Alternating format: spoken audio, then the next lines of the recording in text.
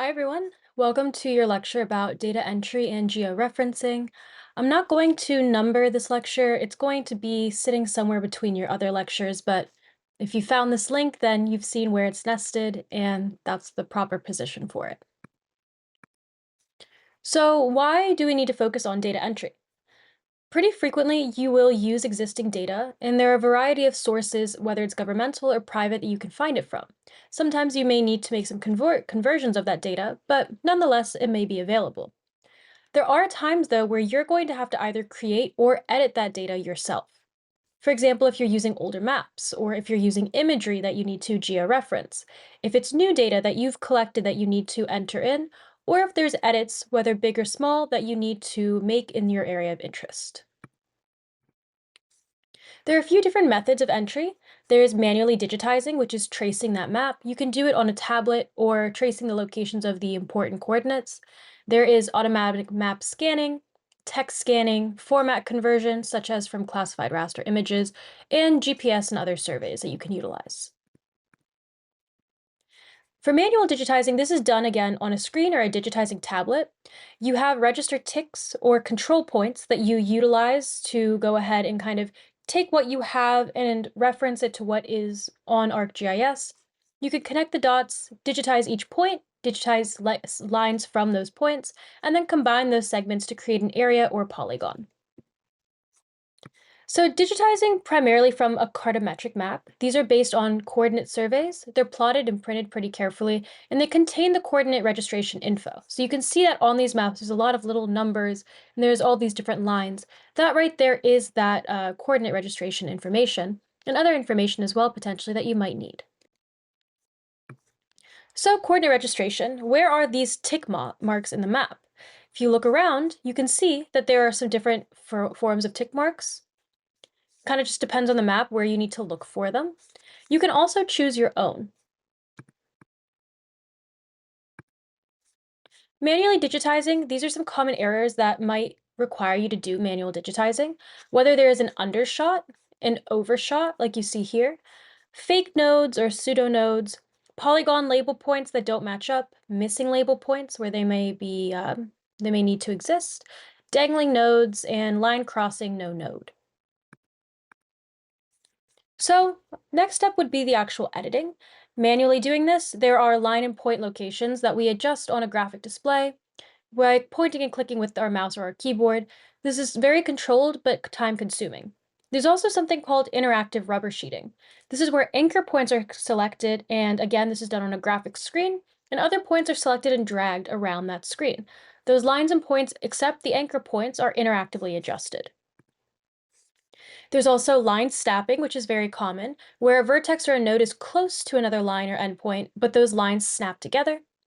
Point snapping, which falls within a specified distance of another point. You see that specified distance and they snap together. So typically one of those points is eliminated. And then there's attribute consistency analysis, where you identify any contradictory theme types in different data layers and you resolve it.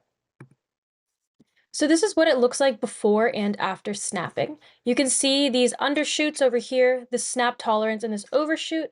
You can see that the overshoot is brought back over to the line. These fall within the snap tolerance. They are brought in together. This is close enough that it can hit the line, but it's far enough away from that other undershoot that they don't connect. So this stays separate, and these all snap over to where they should be. Manually digitizing for vertex density, you can see that here on the left-hand side, we don't have enough vertices. On the right-hand side, we have too many vertices.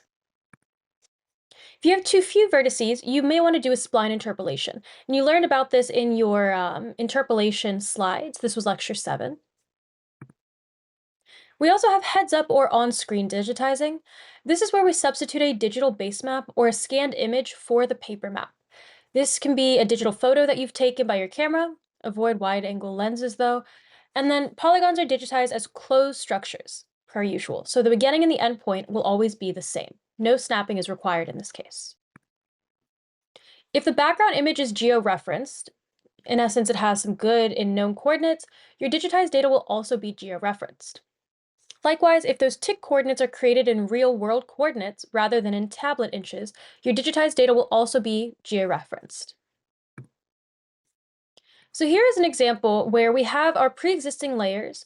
We have our Create Features tool being used over here by going to the Edit tab, and we see that we have a few options. Regular, square corners, curves, auto trace. These are a few different options that we have to actually go ahead and kind of draw polygons. So what we've done was gone ahead and using this line tool, we have started at one point and we have digitized a building outline. You double click and you finish that polygon.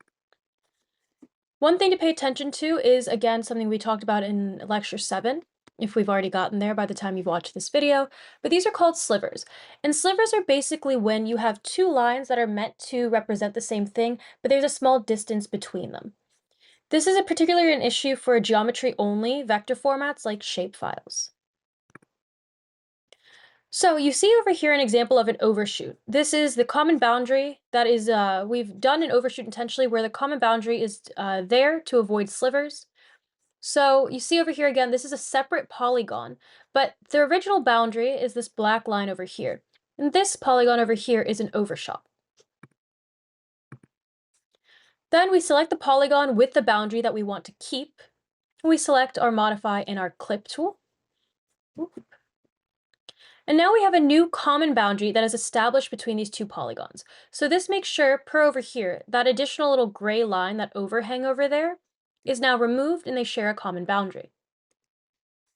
So then you can digitize that boundary line precisely as well. There is precise digitizing that is right on the line, and then there's the old imprecise line that we see as well. Finally, you clip that first polygon so that that overlapping area is eliminated as we visually saw. So the result is a clean boundary that has no slivers or overlaps, and you're saved time by only carefully digitizing that boundary one time. So you'll see these are giving you two different examples using a polygon you digitized on ArcGIS Pro versus a paper map that we have then digitized in our eliminating slivers from. Some challenges: overlapping information, extraneous information, maybe it's labels, tick marks, or coordinates, variation in line thickness, gaps in lines or slivers, and quality of that original document. So, georeferencing but rectification. Georeference means that data is in coordinates that relate to the real world. North is going to be at the top of the map, south is going to be at the bottom, scales are going to be uniform throughout the data layer. Almost all of the GIS data you get from the World Wide Web is going to be georeferenced in some form already. However, data that you create yourself often isn't. So, for example, maps and points that are not georeferenced. These will almost always end up at point 0, 0, which is a latitude and longitude of 0 near the equator. This right here is an example of a non-georeferenced image of the University of Virginia in Charlottesville, Virginia. This is an oblique view, it's rotated, and it's stretched in a north-south direction. So our image, when we first load it in, goes to point 0, 0. It has no georeference data, so that's just where it goes. We go ahead and we grab it, and we bring it over to where it should be. To do that, we go over to the Imagery tab and we hit Georeference so that we can start georeferencing our selected raster layer. From there, we want to add control points. You add an image reference layer because it's typically easier to locate control points on images. So for this, we selected the rotunda as our first point. Because we know where the rotunda is, we can locate it on a map because of the lawn ahead of it. Then you find the rotunda on the reference map and you add a link.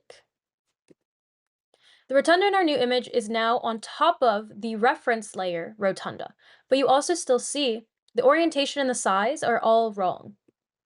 So now you want to add a new control point on another point that you know, which in this case is the stadium. Both the rotunda and stadium points are now correctly located, and the orientation is correct, but the image is still stretched. So we added the U-Haul, which is these are the images pre-destruction, at least, and we're getting a little bit closer to now rectifying that stretch. It's still not going to be perfect in some areas, so we'll add a few additional points. Adding additional points we'll see is helpful, it still has some issues. So now we're switching to a second order polynomial function, and this helps us out a lot better. You can't always just continuously add points, sometimes you need to run a function to just help out with some of that stretching. Once you're done, you want to make sure that you hit Save as New and you export that raster. Make sure that you keep in mind raster output files are always going to be rectangular, so there's going to be some black output in the background for wherever that stretch or removal of stretch occurred. So for georeferencing, we need to figure out what transformations are needed, as you saw in that last example. So the source map may be rotated, stretched, skewed relative to what you want, and your target map is ready to use eventually with good known coordinates and orientation. You relate these both to one another so that you can get the end product you desire. This is just another kind of visual of how georeferencing works. These tick marks are in local coordinates, these tick marks are in global coordinates. You see how they can kind of relate to one another differently. Your georeferencing process will generally be locating at least 4 control points with known coordinates on your source map, deciding on the appropriate type of transformation, and solving for the transformation coefficients. Usually this is at least semi-automatic. You transform those input coordinates to the desired output coordinates. This is usually done fully automatic. So for aerial photos, things can get a bit more complicated because there's a lot of topographic diversity. High points are going to be closer to the plane where you're taking those images, low points are going to be further away, so those scales are different. A lot of top quality aerial photography is from very high altitudes for this reason to try to diminish the difference in scales. So this is another reason sources need transforming. You can see here, like we mentioned in our last slide, being closer to the plane, things look larger. Being further away from the plane, we have this stretch now that occurs. So why transform? For paper maps, location and tilt on a digitizing tablet can vary a bit with each digitizing session. Just like if you're ever trying to copy a document on a printer and you place it downwards on that copy sheet, if you angle it slightly off, that's what it's going to look like when you get it printed out or when you get it digitized onto your screen. So there's a few different types of transformations, and we've heard of these types of transformations before in different classes. We have translations, rotations, rescaling, and skewing. A lot of the time, all of these are required as a part of an affine or linear transformation. So you see, these are a few different names here and a few different types of transformations that occur. So this is a rotate only. This is a rotate, resize, and an angular distortion, or that affine that we mentioned. This is an angular and length distortion. And this one over here, the topological, is going to preserve only topological relationships. To create a transformation, we need to define functions that relate important coordinates to desired output coordinates. So this is where x and y are the original uncorrected coordinates, and then x mark, y mark are the corrected adjusted coordinates. F and g are the functions that we use. So the simplest case is going to be using a linear function, x equals ax plus by plus c. X and y are the east-west and north-south raw coordinate points for this equation, and then x over here, big X, is going to be your new east coordinate. Of course, the trick is to estimate those coefficients, and we can do this by using a least squares method, where we minimize square of the distance, or error, between the computed and actual coordinates. We repeat for calculating the north-south coordinate, so you can see now we have big Y as what our new north coordinate will be. And again, we need to estimate the coefficients for DEF using some least squares procedure. 3 points are sufficient to solve for unknown values of a, b, c, d, e, and f in the equations. But more points are needed if you want to check on how good your transformation is. This is why we say 4 is the practical minimum number required for 10 or more, required for this. And then, of course, as you add more points, it's going to be a little bit better. It's going to give you a better idea of how good that transformation is. So 10 or more is highly desirable, but a bare minimum of 4 points is going to be necessary. So your first step is going to be selecting those control points. You can have these identified kind of however you want based on the map that you have. You just need to make sure that they are both identifiable on that reference base map and on the layer you want to transform. So in our case, in that example of the rotunda was our first control point. We also selected the stadium and a few other points. It could have been Kroger supermarket. It could have been Trinity. It could be any types of places. As long as you know where they are on both that reference base map and on the layer you're transforming. And then you just need to know also that they have a known accurate XY control point on our reference base map and can be located via survey. Desirable quantities in your control points are those precise XY coordinates and that they're spread out evenly over that area to be georeferenced. So this is a case where you don't want to cluster your points and you don't want lines of points. You want variation. Your base map, you would like for it to be accurate, right? Because this is what you're basing your digitization and then your georeferencing off of. You'd also like for it to ideally be detailed, so you have a lot of places that you can choose to put your points. So selecting for control points, note that both X and Y coordinates have to be accurate. These black arrows on this image show you where potential control points are. This over here is an example of an infrared aerial photo. It's zoomed in over here, and you can see from this aerial photo versus this, let's call this a paper map for this case, that this river right here relates to this satellite image of this river right here. When you survey ground control points, you can use GCPs, or these are what we're going to call them. You can use this by utilizing photo acquisition. Basically, you place target markers that are visible by a plane, and then it flies over them. You can also do this by selecting features that are visible in an image that you can then locate on maps of the area. More precise locations can be determined, and then better and more accurate georectification can occur. In general, intersections or sharp angles are easier to see and locate accurately in air and in satellite images. Bringing it back to what we just saw with that river, for example, where that kind of three-way fork in the road occurs is an easy place for us to see the relationship between a digitized map and then a paper map of. So for your base maps to have good coordinates, this is an important thing that we've mentioned. We have images, topography maps, whatever it needs to be accurate, and some of these are better than others. Depends on what you're trying to do, right? This UPA or USA topo map may be a little bit better than this light gray canvas in terms of trying to use it for georeferencing. This Bing Maps aerial might be even better than this imagery map. It just depends on what you're looking at. So the data then that are needed for georeferencing, you have your control points, you have your digitizer coordinates, and then you have your projection coordinates. So your digitizer coordinates are your raw coordinates. Your projection coordinates, in this case UTM, are your map coordinates. And this comes from reference maps or survey measurements. Your second step now is estimating your coefficients. In our last examples, we mentioned the least squares estimate approach to estimate those coefficients.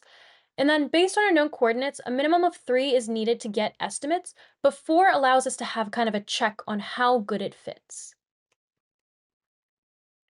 Estimating your model fit, so we know that error is the distance of point 1 from where it should be, right? This is in most cases. Error is basically telling you how far off we are from the mark. We get a combined measure of a model fit by combining those errors, by computing a root mean squared error. So is a high RMSE good or bad? Consider that.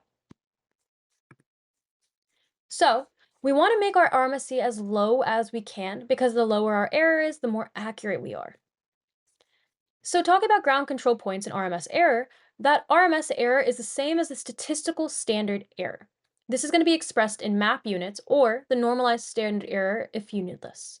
So all of this down here, feel free to look at it, but main takeaway, you want a low error. You want low error, and it's either going to be expressed in map units or NRMSD. So what level of RMS is acceptable?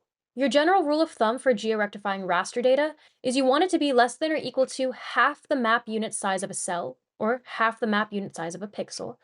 And if it's for vector data, you want that NRMS data to be less than or equal to 0.002 to 0.003 of the extent. No matter how low an RMS error is, your spatial accuracy can't be any more accurate than the actual control data. In addition, spatial accuracy errors are cumulative. So then we talk about sequential model filling. Often some of the GCPs are hard to successfully locate for both the map to be rectified and for the base map itself. Then this can lead to some issues where that wrong point may be picked instead of the point that you intended. Successive model fits and eliminating the worst points can improve the model fit, but you still have to be careful because you don't want to eliminate too many points that may improve the RMSE, but not the location on your map. So this here is a table of errors, which are again the distance between the map and the transformed coordinates. You can see this row here, or this column more so, gives you all of those different values of errors. And your overall RMSE is 9.36. If you examined here, you'd see that points 15 and 17, if adjusted, can help you refit the model. So 15 over here is pretty high, it's 19.47. 17 is 17.05. Just removing those 2 points might help decrease that error. So this is an improved fit. Now our RMSE is only 7.72, but we could do a bit more. So we look through a few more of these rows, release some of those points that aren't doing us any service, and we see an RMSE of 6.78. So now looking at this in our attribute table on ArcGIS Pro, you can see that this point is also removed. So this is just one more additional point that was removed in this case that helps us just a little bit better to decrease that RMSE without having too big of an impact on the actual georeferencing and accuracy of our map. This here is an affine or first order linear transformation. A reminder that this allows rotation and even stretching. We have our polynomials, where a higher ordered polynomial transformation is needed when there are not linear transformations or linear distortions. This is going to be caused by differences in elevation or optics of a camera lens. This is going to allow for rotation and non-even stretching. So you'd use a polynomial, like in our example of UVA in the rotunda and such, when we have some areas that need to be stretched and others that need to be maintained or even shrunk. So our polynomial functions, again, we have some of our more simplistic ones, our more complex ones. This is a second order polynomial equation here. You need more known points as you use these higher order polynomials.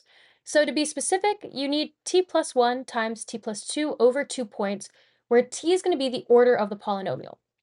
So for a second order polynomial, it'll be 2 plus 1 times 2.2 plus 2 divided by 2, which is going to round up to 6 points.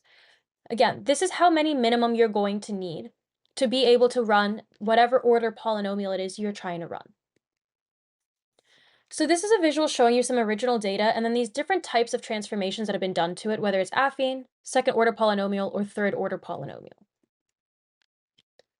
This here is giving you an image of a very oblique, low altitude, and true color air photo. In this case, even stretching isn't going to work because the trees in the foreground are bigger than the trees in the background. Looking at some orthographic high altitude imagery, this has some false color infrared air imaging. This base map is a source of a known coordinate in this case. So here we go ahead and we take some ground control points. We reference them to one another. Then you see what the result is. When we have our original versus the spatial reference that we did, again, we went ahead and we selected a few known points between the two. You see that the trees in this case really don't allow us to have a proper stretching and a proper georeferencing of that original image. So next we go over to transformation. In the transformation step, we're going to apply our equations to our raw data to produce in a desired output, which is that final georeference data layer. It's easier for vectors because these are point-by-point transformations. For rasters, it's a bit trickier. It's unlike vector points because raster pixels have a size. So we can resample for rasters. It's more complicated and the size of those raster cells will change when that data is rescaled.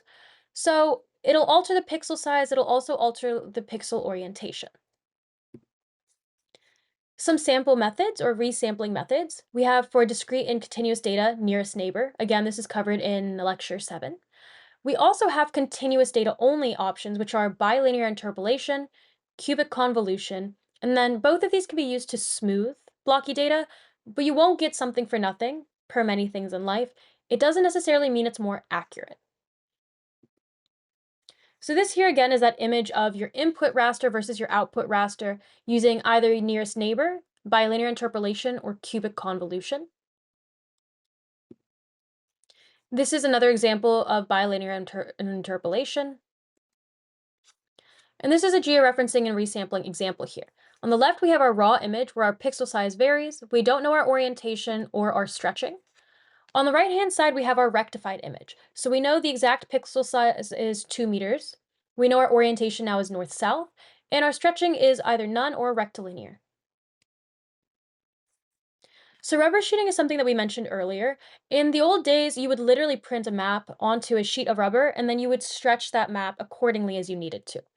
In digital GIS these days, it is a single or multiple data objects that we can move independent of one another. So here we have our before and our after. The after is that kind of darker orange image or lines. The shifts aren't very consistent and they vary depending on the location in the map. This is a spatial adjustment. It can be applied to a full dataset or everything within a selected area of that dataset. There's no mathematical overall fit, and interpolated and extrapolated amounts of stretching are applied between multiple anchor points. So there's no movement again of those anchor points, but everything that you are stretching between it, those are the things being moved. It's user specified. So in summary for georeferencing, now you know how data can be corrected from a local coordinate system to a global coordinate system. You know about the different types of transformations and how they can be used. You also know about resampling when it comes to raster images using different methods like nearest neighbor, bilinear interpolation, and cubic convolution. And you know about rubber sheeting, which is an old technique that now still has newer applications. So with that, you've finished your georeferencing lecture. Again, this isn't going to be a numbered lecture. Where this is placed in your links sheet for all your different lectures and videos to watch is just where it belongs. Especially with this video though, and I highly suggest this for during your final project if you are inputting any unique data.